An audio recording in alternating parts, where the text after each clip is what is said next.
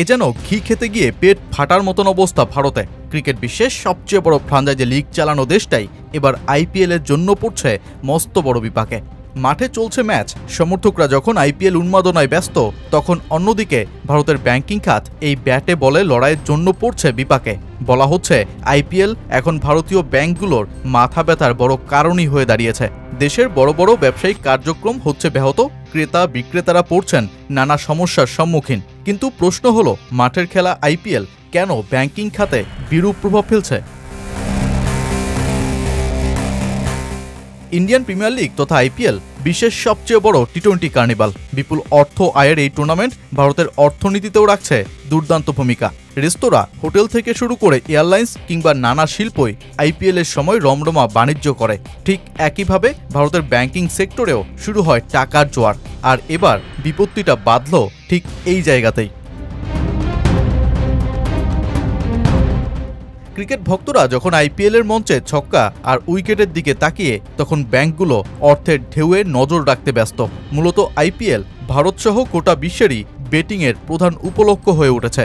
বলা হচ্ছে এই মার্কেটের পরিমাণ বছরে প্রায় $100 বিলিয়ন বেশি। ক্রিপ্টোকারেন্সি এই জুয়ার খেলাকে আরও নিরাপদ করে তোলায় এর চাহিদাও বেড়েছে। কিন্তু এখন ভারতের বৈধ ব্যাংকিং সেক্টরকেই ব্যবহার করা হচ্ছে বেটিংয়ের জন্য।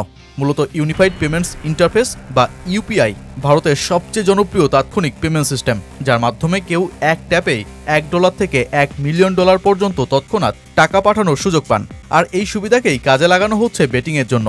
বছরে ইউপিআই $3 ট্রিলিয়ন বেশি লেনদেন করে, যা বিশ্বের সবচেয়ে বড় রিয়েল টাইম ডিজিটাল পেমেন্ট সিস্টেমে একে পরিণত করেছে। আইপিএল চলাকালীন সেটা বেড়ে যায় বহু গুণে, আর এটাকেই হজম করতে পারছে না ইউপিআই সার্ভার।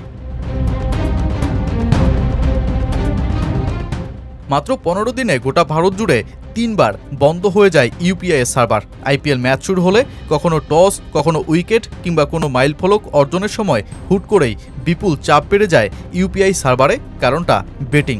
এই যেমন গুজরাট বনাম রাজস্থানের ম্যাচ চলাকালীন 95 মিনিট বন্ধ ছিল ইউপিআই পরিষেবা, কেননা ম্যাচ চলার সময় মিনিটে লাখ লাখ টাকা ট্রান্সফার শুরু হয়। আর যার কারণে এই ম্যাচের জন্য গোটা ভারত জুড়ে তৈরি হয় তীব্র সমস্যা। বিভ্রাট চলাকালীন 83% ব্যবহারকারী লেনদেনের ব্যর্থতার সম্মুখীন হন। আর তাই তো আইপিএল এখন মধুর সমস্যায় ফেলে দিয়েছে ভারতের ব্যাংকিং খাতকে। জনসাধারণের দুর্ভোগও বাড়াচ্ছে অতি জনপ্রিয়তার এই লিগটি।